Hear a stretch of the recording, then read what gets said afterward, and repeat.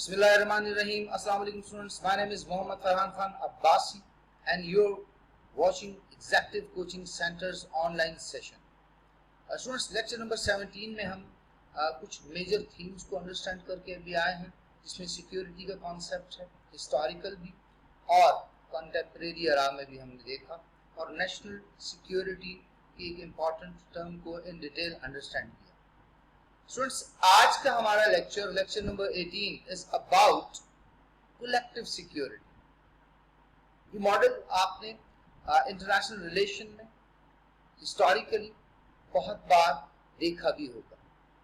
Students, अगर हम देखें तो जब अक़वाम या एक से ज़्यादा नेशंस ये समझती हैं कि उनके आपस में कोलैबोरेशन से और कलेक्टिव अप्रोच से किसी भी किस्म की एग्रेशन को अवॉइड कर सकते हैं, किसी भी किस्म की वॉर को, किसी भी किस्म के कॉन्फ्लिक्ट को अवॉइड कर सकते हैं, रिड्यूस कर सकते हैं, उसकी एक्सपेक्टेंसी है उसको मिनिमाइज कर सकते हैं, तो फिर कौमें मिल बैठती हैं और कलेक्टिव एफर्ट करती हैं. जिस तरह कलेक्टिवली बैठकर वो अपनी इकोनॉमी को डेवलप करते हैं, अपने पॉलिटिकल इश्यूज को रिजॉल्व करते हैं, इसी तरह कलेक्टिव सिक्योरिटी का कॉन्सेप्ट भी है. हम इन डिटेल इस कॉन्सेप्ट को अंडरस्टैंड करेंगे, इसके मीनिंग्स को अंडरस्टैंड करेंगे, इसकी डेफिनेशन को देखेंगे. उसके बाद हम देखेंगे कि दुनिया में कलेक्टिव सिक्योरिटी के मॉडल्स कहाँ कहाँ पर इस्तेमाल किए गए तारीख में, चाहे वो फर्स्ट वर्ल्ड वॉर हो, चाहे सेकेंड वर्ल्ड वॉर हो, चाहे 17th सेंचुरी की डिफरेंट ट्रीटीज हो, चाहे कोल्ड वॉर एरा हो, चाहे लीग ऑफ नेशन का कवेनेंट हो, चाहे यूनाइटेड नेशन ऑर्गेनाइजेशन का चार्टर्ड हो. Collective security is the most important aspect throughout the history of the development of international relations.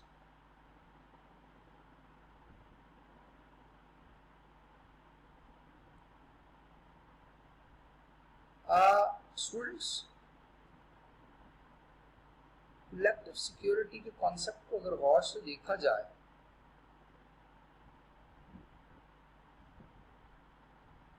तो हमें इसकी बहुत सी मिसालें तारीख में नजर आएंगी.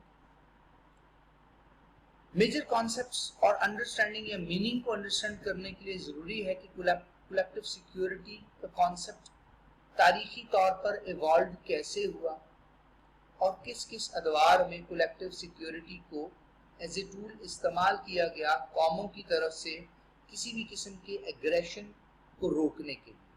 The concept of collective security was evolved with a view to check aggression and provide security to all nations.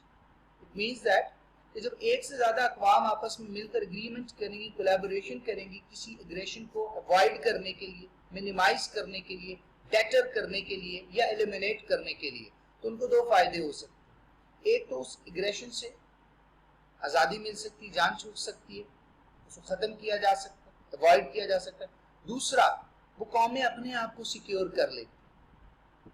और अगर उन मेंबर अक़वाम में से या मेंबर नेशन स्टेट्स में से एक नेशन स्टेट किसी दूसरी नेशन स्टेट के साथ एग्रेशन करती है, उसका मॉडल भी मौजूद होता है, तो उसके खिलाफ कैसे एक्शन लेना है.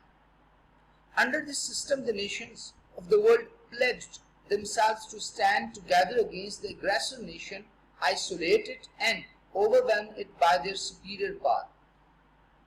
कलेक्टिव सिक्योरिटी में होता है कि नेशंस जो कोलैबोरेशन करती हैं, कंसेंसस आपस में डेवलप करती हैं, तो उसके मेजर ऑब्जेक्टिव्स होते हैं, और उसमें से एक ऑब्जेक्टिव ये है कि किसी एक एग्रेसर जो उनमें से किसी एक मेंबर स्टेट के खिलाफ भी एग्रेशन करता है, तो सब मिलकर उसका जवाब देंगे, उसको आइसोलेट कर देंगे, और अपनी ओवरवेलमिंग पावर जो एक से ज़्यादा कौमों की कलेक्टिव सिक्योरिटी का एक कम्बिनेशन है, उसके थ्रू उसकी सिक्योरिटी, उसकी मिलिट्री, उसकी इकोनॉमिक, उसकी पॉलिटिकल पावर को यूज़ करते हुए एग्रेसर को एलिमिनेट करने की कोशिश की जाएगी. और ये बड़ा बेहतरीन मॉडल है.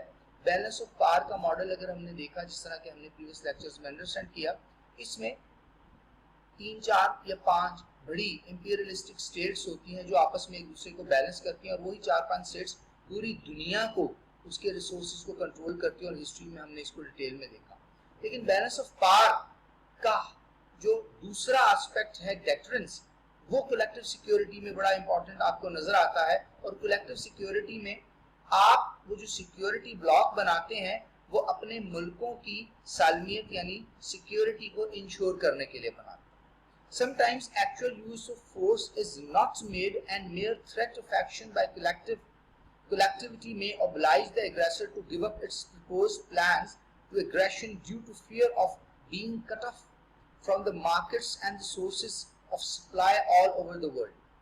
زیادہ تر تاریخ میں یہ دیکھا گیا ہے کہ جب قومی کولیکٹیو سیکیورٹی کے ماڈلز کے اکارڈنگلی ایک دوسرے کے ساتھ کولیبوریشن میں جاتی ہیں، اسٹریٹجک اور ملٹری کولیبوریشن میں جاتی ہیں، اکنامک کولیبوریشن میں جاتی ہیں، تو جو اگریسر نیشن ہے اس کے ساتھ بعض کا جنگ کرنے کی ضرورت اس لیے بھی نہیں پیش آتی کہ ڈپلومیٹک، پولیٹیکل اور اکنامک پریشر اس پہ اتنا زیادہ کریٹ ہو جاتا ہے کہ اس اگریسر نیشن کو یہ ڈر لگ جاتا ہے کہ دنیا کی میجر مارکٹس، میجر سی روٹس اور میجر ایئر زونز ہم پر بند کر دیے جائیں گے.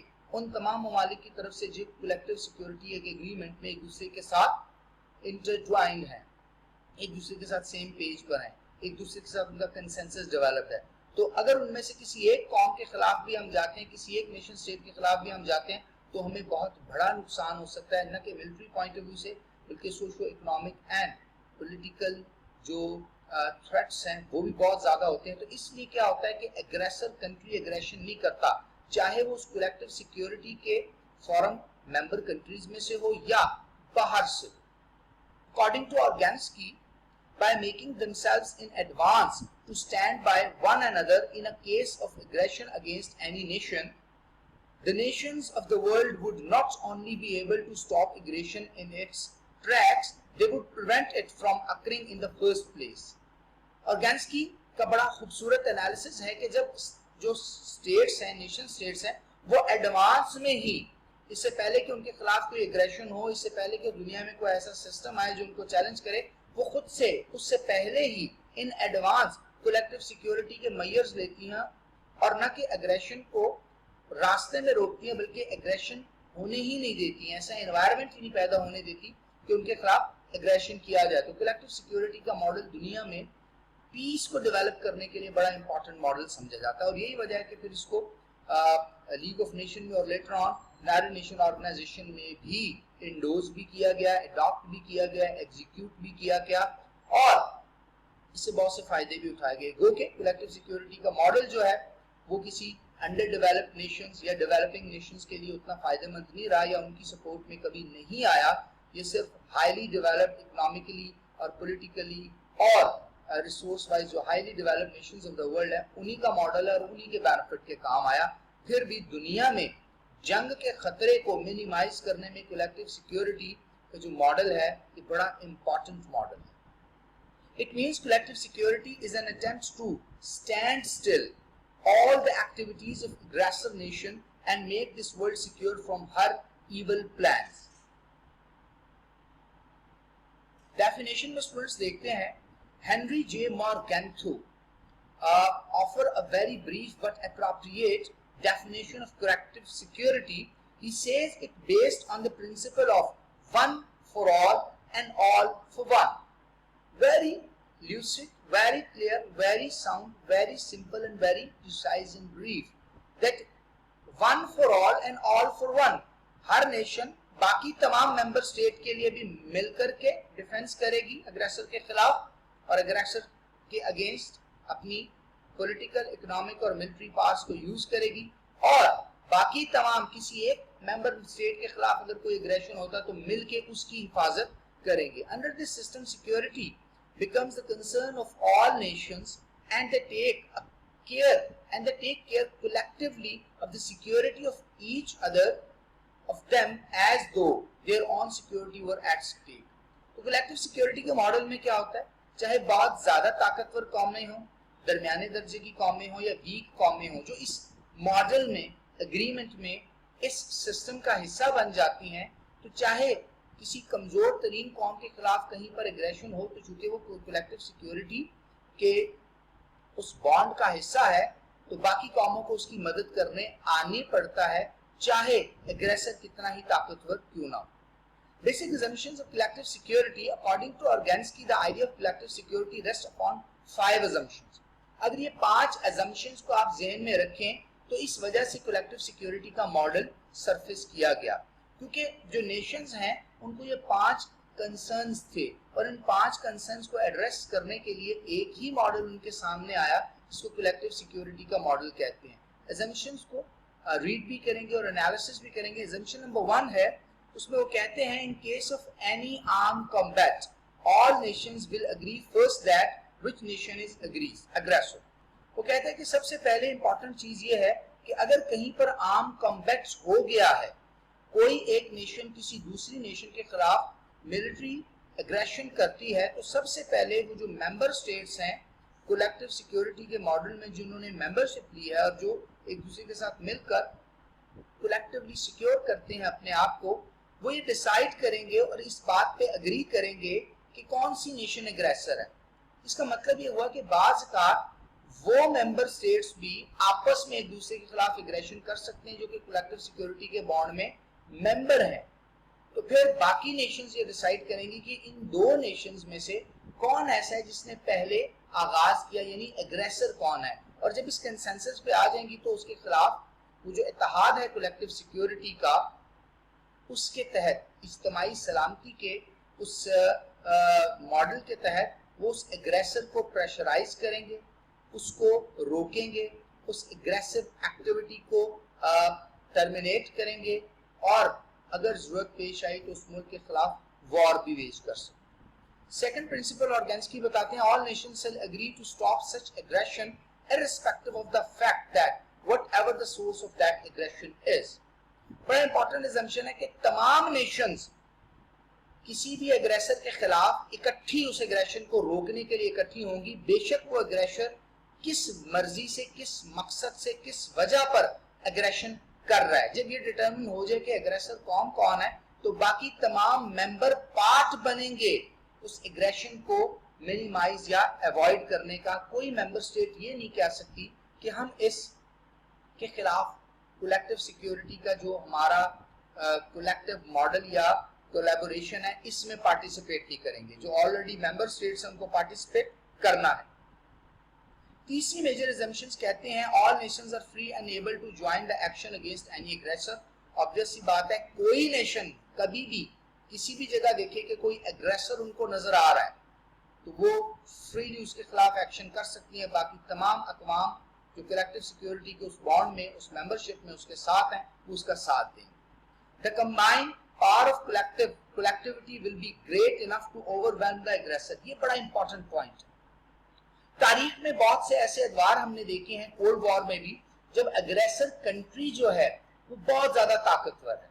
तो ये बड़ा जरूरी है कि कलेक्टिव सिक्योरिटी में जब नेशंस आपस में एग्रीमेंट करें और कलेक्टिव सिक्योरिटी के मॉडल में जाएं और इस सिस्टम का हिस्सा बने, तो उनकी कलेक्टिव स्ट्रेंथ जो है वो एग्रेसर की स्ट्रेंथ से ज्यादा होनी चाहिए, अनटिल अनलेस वो एग्रेशन को अवॉइड नहीं कर सकते। और जब वॉर में कन्फ्रंटेशन करेंगे तो जो नुकसानात है उसका खदशा ज्यादा है।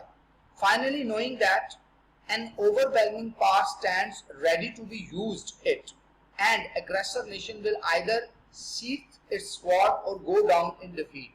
तो जब एग्रेसर को ये पता चलेगा कि एक overwhelming power group of Nations, comity of Nations collective security के बॉन्ड में इकट्ठी हैं और उनमें से किसी एक के खिलाफ भी हम जाएंगे, तो वो सब की सब अपनी कंबाइंड स्ट्रेंथ के साथ हमें रिबट कर सकती हैं, जवाब दे सकती हैं, डेटर कर सकती हैं।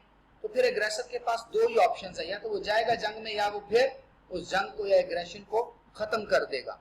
तो ऑर्गेन्स्की के प्रिंसिपल्स समझने या अंडरस्टैंड करने से हमें एक चीज समझ आती है, दैट इज कि जो कलेक्टिव सिक्योरिटी का मॉडल है ये बेसिकली इसलिए अडॉप्ट किया गया है कि नेशंस ने ये सीख लिया, ये लर्न कर लिया कि जो सोसाइटी है, जो वर्ल्ड सोसाइटी है, वर्ल्ड कम्युनिटी है, उसमें जो नेशनल सिक्योरिटी का कॉन्सेप्ट है कि हर नेशन अपनी ही सिक्योरिटी, अपनी ही इंटरेस्ट, अपनी ही नेशनल पावर, अपनी ही फॉरेन पॉलिसी को प्रमोट करती है। और ये दुनिया जो है एनार्किक है, इसके ऊपर सेल्फ हेल्प है, अपने इंटरेस्ट को प्रमोट करना है, रियलिस्ट वर्ल्ड है। तो बहुत सी ऐसी नेशंस हैं जो अपनी नेशनल सिक्योरिटी को मेंटेन नहीं कर पाती। बहुत से ऐसे नेशनल और जियोग्राफिकल और रीजनल एरियाज हैं जहां पर छोटी छोटी अक़वाम हैं और वो किसी एक बड़ी कौम का तब तक मुकाबला नहीं कर सकती जब तक वो कलेक्टिवली एक ऑर्गेनाइज्ड एफर्ट ना करें। तो इसका मतलब ये हुआ कि collective security is the key or the cornerstone to establish peace in the international arena. Collective security का सिस्टम डेवलप कैसे हुआ बड़ा इंपॉर्टेंट है। Though the President Wilson is regarded as the initiator of the concept of collective security in international politics or international relation, yet the idea is much older. President Woodrow Wilson को कहा जाता है कि ये एक utopian liberal भी थे, utopian idealist भी कहा जाता है, और ये मॉडल भी इनका था कि कौमें मिलकर एक ऐसा मॉडल बनाए, एक ऐसी इंटरनेशनल ऑर्गेनाइजेशन बनाए जिसके अंडर उस ऑर्गेनाइजेशन के पास अथॉरिटी और जो उस ऑर्गेनाइजेशन के मेंबर स्टेट्स हैं वो उस कलेक्टिव सिक्योरिटी के एम्बिट में आए, और उनके खिलाफ अगर कोई नेशन एग्रेशन करती है तो फिर उस नेशन को टफ टाइम दिया जाए। और तारीखी तौर पर जो 20th सेंचुरी है इसमें इसके फाउंडिंग फादर तो हम विल्सन को ही कहेंगे, बट ये आइडिया जो है या ये कॉन्सेप्ट जो है ह्यूमन सिविलाइजेशन में बहुत ओल्डर है। अगर आप थोसेडाइट्स का पेलोपोनेशियन वॉर का कॉन्सेप्ट देखें, उससे पुराने दौर को देखें, और फिर रिसेंट पास्ट में 17th सेंचुरी में देखें, तो बहुत सी ऐसी ट्रीटीज और बहुत से ऐसे एक्ट्स हमें मिलते हैं जिसमें हमें कलेक्टिव सिक्योरिटी की कहीं ना कहीं शैडो नजर आता है। वो कहते हैं can be traced back into the history in the treaty of Osnabruck concluded in 17th century and William Tenn's scheme of European order. However, the Triple Alliance formed by Germany, Italy and Austria-Hungary against the Triple Entente formed by France, Britain, Russia in the last quarter of 19th century were the typical examples of the collective security agreement. हम cold war में collective security का जो concept देखते हैं वो NATO की सूरत में देखते हैं, वार्सा पैक्ट की सूरत में देखते हैं। आज के दौर में शंघाई कॉर्पोरेशन ऑर्गेनाइजेशन एक रीजनल कलेक्टिव सिक्योरिटी ऑर्गेनाइजेशन के तौर पे भी सामने आ रही है। Collective security under the covenant of the League of Nations 1919 जो कि वुडरो विल्सन का दौर है, the covenant of League of Nations 1919 made elaborate provisions for collective security in Article 10 to Article 16. Article 10 से Article 16 में ये 7 ऐसे आर्टिकल हैं जिसमें कलेक्टिव सिक्योरिटी की प्रोविजंस लीग ऑफ नेशन के कॉवेनेंट में दर्ज हैं, और इस पे इंप्लीमेंट करने के लिए डिफरेंट किस्म के मेथड्स और डिफरेंट किस्म की स्कीम्स भी मौजूद हैं हिस्टोरिकली। बेसिकली ये जो प्रोविजंस हैं आर्टिकल 10 से 16 तक, ये 3 मेजर प्रिंसिपल्स पे डिपेंडेंट हैं। ये 3 कवानीन हैं जिनको फुलफिल करना जरूरी है। Number 1, the causes of war should be eliminated, यानी कलेक्टिव सिक्योरिटी का फायदा ये होना चाहिए कि जो जंगें होती हैं उनके कॉजेज को, कॉजेटिव फैक्टर्स को दुनिया से एलिमिनेट कर दिया जाए। जिन रीजंस पे जंगें होती हैं उन रीजंस को भी जज किया जाए और एलिमिनेट किया जाए। दूसरा, if there is a dispute between 2 or more states, efforts should be made to see that it does not lead to war.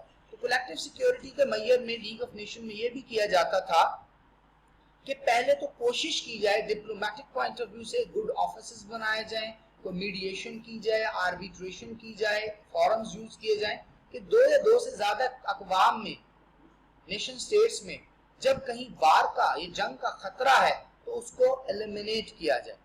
If despite the best of efforts the war breaks out, it should help the member states who stand by the covenant.